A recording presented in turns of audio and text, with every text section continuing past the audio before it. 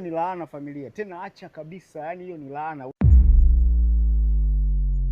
Unajua watu wengi wamekuwa wakiingia kwenye laana ambazo wao akilini mwao wakijua kuwa ni moja ya starehe, lakini kwa sisi ambao tunajua unakuwa umetafuta laana kuanzia wewe mpaka kizazi chako.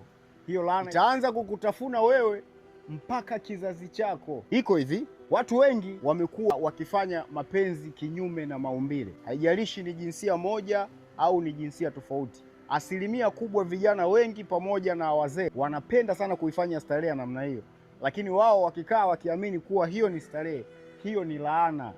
Yaani kama wewe maskini upo kwenye grupu, upo kwenye kundi ya watu wa namna hiyo, au kama wewe mzee wangu upo kwenye grupu ya watu wa namna hiyo, lakini kwenye upambanaji wako bado hujafika hatua fulani, basi amini kuwa utaendelea kuteseka mpaka unaingia kabrini. Yaani wewe, watoto wako, wajukuu zako, vitukuu vyako, wote mtaishi katika laana hiyo, kwa sababu hicho kitu katika ulimwengu wa kiroho, hiyo ni laana. Na sasa nitashindwa kukudadavulia sana kwa sababu bado hujaja kwangu kukutana na mimi kukupa misingi ndani ya ulimwengu wa kiroho, kwa sababu mimi nakupa elimu ya ndani, nakupa elimu ya kina ya ulimwengu wa kiroho pamoja na imani ya mizimu.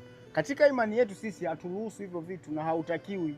Kwa hiyo ukiwa ni mmoja wa watu ambao wanafanya hivyo vitu, familia, huwezi kufanikiwa. Maisha yako yatakuwa hivyo hivyo, utaendelea kusota. Lakini ukija katika upande wa wale watu ambao tayari wameshakuwa na mafanikio, wale watu ambao tayari wameshafanikiwa, wale watu tayari wameshavuka engo fulani. Unajua kuna wale watu ambao tayari wapo katika level ambazo mtu mwingine kufika ni ngumu. Mwenyezi Mungu amekujalia, au mizimu yako imekujalia, au kama unaabudu miungu imekujalia, umefika level fulani ambayo mtu mwingine kukufikia ni ngumu. Lakini na wewe imekukumba hiyo starehe ya kuweza kufanya mapenzi jinsia moja au jinsia tofauti, ila unafanya kinyume na maumbile. Amini kuwa baada ya miaka kadhaa au baada ya muda kadhaa, na wewe tayari unakuwa ni mmojawapo wa kuingia kwenye shimo lenye mateso, kwenye shimo la msoto, kwenye shimo la shida. Yani unarudi kwenye msoto, yani unarudi ulikoanzia.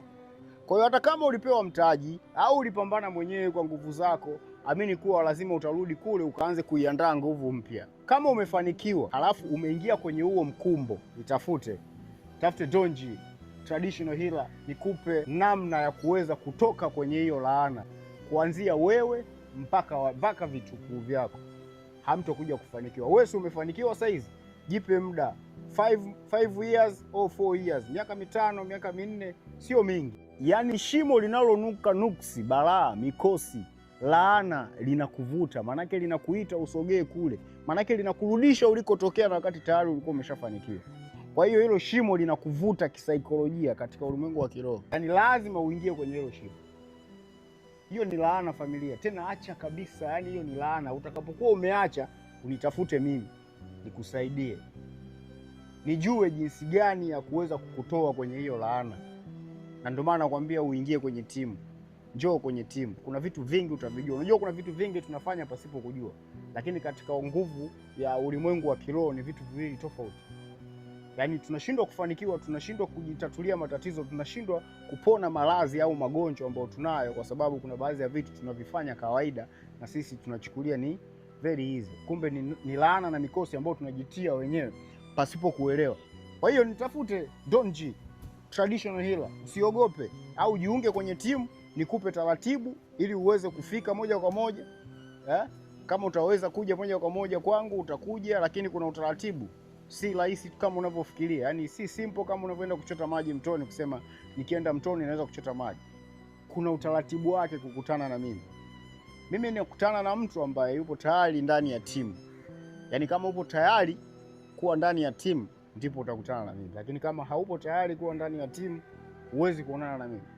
Nitakuwa tunakwambia nitakutafuta kesho, leo niko busy, tafute mtondogoo, kukupa moyo, kwa sababu kila mtu anatamani kufanikiwa. Kila mtu anatamani kuepukana na magonjwa ambayo hajui yametoka wapi. Kila mtu anatamani kuepukana na matatizo madogo madogo ambayo huwa yanaturudisha nyuma. So mimi ndo nina uwezo wa kukutoa kwenye hayo matatizo, kwa sababu nina nguvu